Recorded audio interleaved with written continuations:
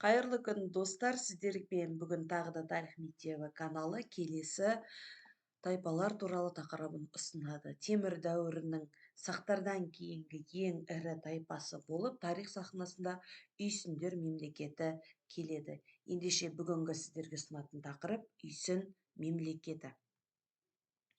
Үйсіндер біздің заманымыздан бұрынғы 3-ші және біздің заманымыздың 5-ші ғасырында өмір сүрген ең атақты өз мемлекетін құра алған тайпалардың бірі. Олар біздің заманымыздан бұрынғы 3-ші ғасыр мен біздің заманымызға дейінгі 5-ші ғасыр аралығында Тиграхауда сақтарының орнына өз мемлекеттерін құрды. Батысы Шу, Талас өзендері мен Қаратаудың шығысы Қытайдың солтүстік батысындағы Бесбалыққа дейін, солтүстігіндегі Балқаш көлі, оңтүстігінде Ыстық көлдің оңтүстік жағалауына дейінгі аралықты басып алып, сол жерге өздерінің мемлекетін құрды. Ең алғашқы негізгі астанасы Чигучен қаласы Іле өзенінің оңтүстігі мен Ыстық көлдің маңында орналасқан деп шамалдаймыз. Чигучен қаласының екінші аты Қызыл аңғар деп аталады. Және шығыс Түркістанда олардың жазғы ордасы болған, ол қаланың аты Черкук қаласы. Үйсіндер шығысында ғұндармен, батысында ферғанамен, солтүстік батысында қаңлылармен көршілес болған деп айтылады. Және олар осы орасан зор мемлекетті қалай алды деген сұраққа алдағы уақытта жауап беретін боламыз. Біздің заманымыздан бұрынғы 3-ші ғасырда осы Жетісу аймағындағы орналасқан үйсіндердің құрамында Ся және Юэчжы деген тайпалардың болғандығы белгілі. Үйсіндердің екінші атауы Усинго немесе Синго деп аталайды. Усинго сөзінің мағынасы көшпелі мемлекет деген ұғымды білдіреді. Үйсін тайпасының басшысын Куньби деп атаймыз, немесе Гуньмо деп аталады. Ол гуньмолардың әрқайсысының өзінің 30 мың атты әскері болған. Жалпы халқының саны 630 мың, әскерінің саны 188 800 және 120 мың отбасыдан тұрған екен. Үйсіндердің қоғамдық құрылысына келетін болсақ, және айтып өткендей, мемлекеттің негізгі басшысын Гуньмо деп атадық. Яғни ол Күнби, өзінің аты аталып тұрғандай, күннің баласы немесе күннің ұрпағы деп бағаланған. Олардың әрқайсысының өзінде 30 мың атты әскер болған. Және қоғамдық құрылысында өте үлкен жоғарғы орынды тулылар алады. Тулы немесе дулы ол уәзір. Яғни Қытай мемлекетіндегі өте үлкен лауазымдағы уәзірлер мен дәрежелес болған осы уәзірлер гуньмолардың жергілікті жердегі негізгі тіректеріне айналды.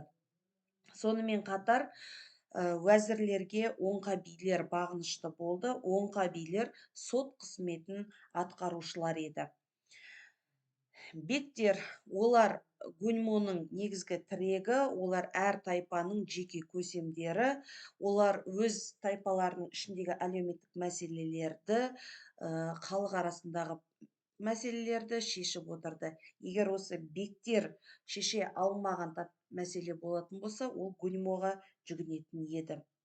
Сонымен қатар кез келген тайпада бар сияқты бұқара халық ең төменгі саты ол әрине малшылар мен егіншілер. Малшылар мен егіншілер төменгі саты деп аталғанмен негізгі қоғамдағы ең жоғарғы лауазымды орынды алады негізі. Өйткені олар халықтың әлеуметтік жағдайын реттеушілер және халықты азық-түлікпен қамтамасыз етушілер. Және бұл жерде айтылмай кеткен тағы бір топ болды, ол құлдар.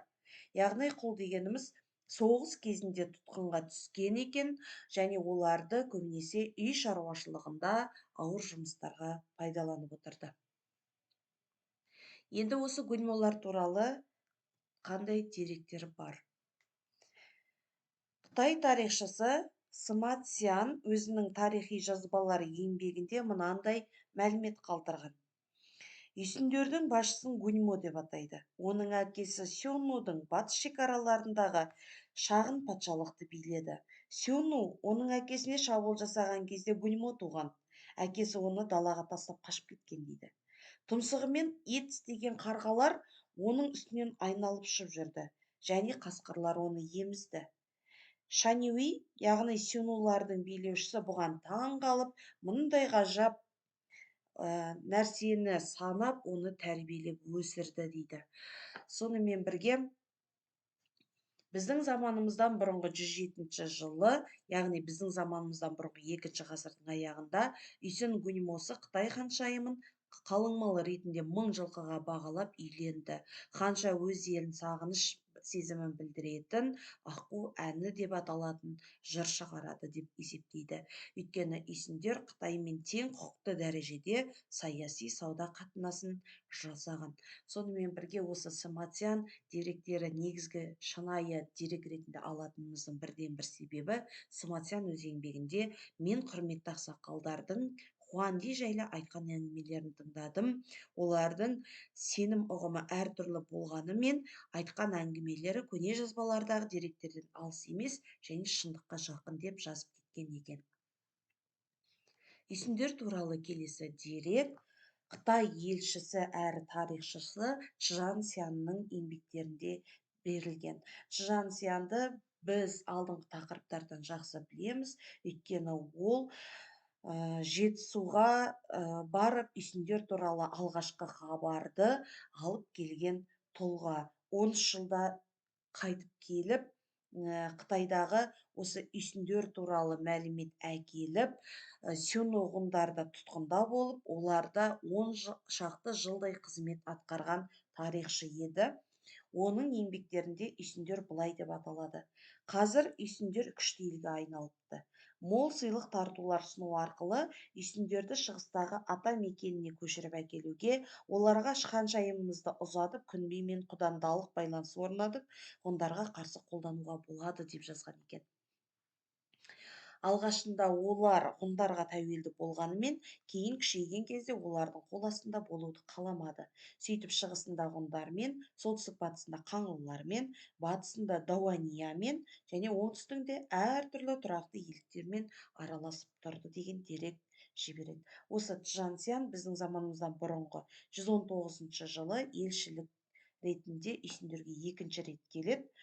Бұл екінші рет келуінде Ұлы Жібек жолының бастамасы болған екен. Яғни осы Чжан Сян мен Сыматянның еңбектерінің ұқсас жері сонда, олар Қытай ханшайымын Гуньмоға айттырып әкелуінде тоғысады. Яғни деректері шындыққа жанасады. Енді үйсіндердің антропологиялық жағына назар аударатын болсақ, оларды көбінесе европоидтық нәсілдерге жатады деп айтып жатады. Енді олардың бет пішіндерінде монғолоидтық белгілер бары анықталған. Осы қытайлардың ең ірі еңбегі Хань әулеті еңбегінде олардың антропологиясы туралы мынандай дерек айтады. Үйсіндердің едәуір айырмашылықтары бар. Олардың көзі көк, ат жақты, аққұбаша және сары шашты, жирен сақалды болған деп сипаттайды. Ал атақты антрополог Герасимов өзінің еңбектерінде үйсіндердің басы орташа қалыпты келеді, маңдайлары тайқылау, бет сүйегі шығыңқы, кеңсірегі дөңестеу болады және монғолоидтық белгілер басым деп сипаттаған екен. Яғни демек үйсіндерде сақтарға қарағанда монғолоидтық белгілер басымырақ болған екен. Сіздерге бұл мәлімет пайдалы болды және келесі видеода үйсіндердің шаруашылығы және олардың басқару жүйесі, археологиялық ескерткіштері туралы айтылсын десеңіз, каналға лайк басып, комментарий жазып отырыңыздар.